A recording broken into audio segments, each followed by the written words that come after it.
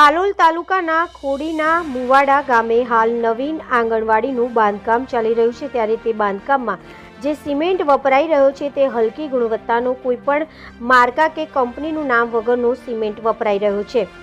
ધારાધોરણ મુજબ સારી કંપનીનો સિમેન્ટ વાપરવાનો હોય છે, પરંતુ તેનાથી તદ્દન વિપરીત નિયમોને નેવે મૂકી માર્કા વગરનો હલકી ગુણવત્તાનો સિમેન્ટ વપરાઈ રહ્યો છે, તે આપણે સ્પષ્ટ વિડીયોમાં જોઈ શકીએ છીએ।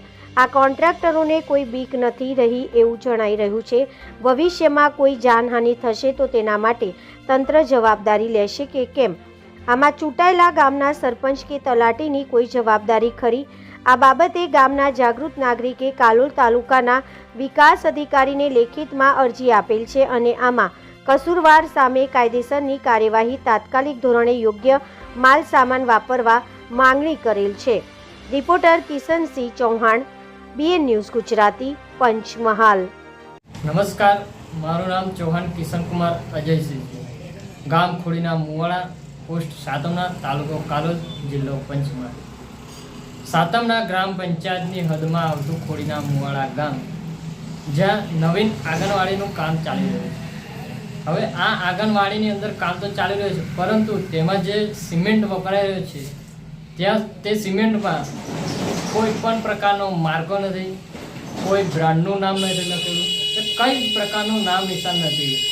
આ પ્રકારના સિમેન્ટનો ઉપયોગ આ લોકો કરી રહ્યા છે।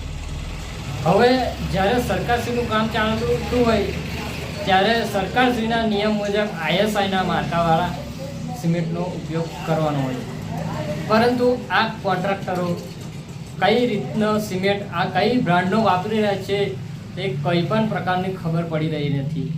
અમે ગામના જાગૃત નાગરિકે તપાસ કરતા અમે જોયું ત્યારે સિમેન્ટની થેલી પર કોઈ પણ પ્રકારની પ્રિન્ટ કરવામાં આવેલ નથી અને કામ ચાલુ કરી દેવામાં આવેલ છે। જે કામ અડધું પણ થઈ ગયું છે છતાં આ જ સિમેન્ટનો ઉપયોગ કરી રહ્યા છે।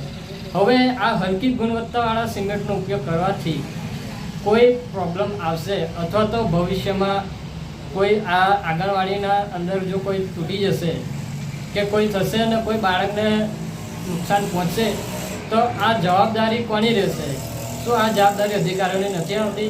તેઓ સ્થળ પર તપાસ નથી કરી રહ્યા કે શું, કે તેમની નજર હેઠળ આવું ચાલી રહ્યું છે? જ્યારે આ પ્રકારના સિમેન્ટનો ઉપયોગ કરે, જ્યારે ગામના જાગૃત નાગરિકોને ખબર પડી રહી છે ત્યારે ઉપલા અધિકારીઓને કેમ ખબર પડી નથી રહી તે જ જોવાનું છે। આ બાબતે અમો અરજદારે તાલુકા વિકાસ અધિકારી શ્રી કાલોલને તારીખ 10/12/2025ના રોજ લેખિતમાં અરજી પણ આપેલી છે। જો આ કોન્ટ્રાક્ટરો આ પ્રકારના સિમેન્ટ વાપરી રહ્યો છે, આની સામે કાયદેસરની કાર્યવાહી કરવામાં નહીં આવે અને કસરવાળા સામે જો યોગ્ય પગલાં ભરવામાં નહીં આવે તો અમે ગામના જાગૃત નાગરિકો ઉચ્ચ કક્ષાએ રજૂઆત કરીશું અને જરૂર પડશે, જણાશે તો અમારે આંદોલન કરવાની પણ જરૂર પડશે।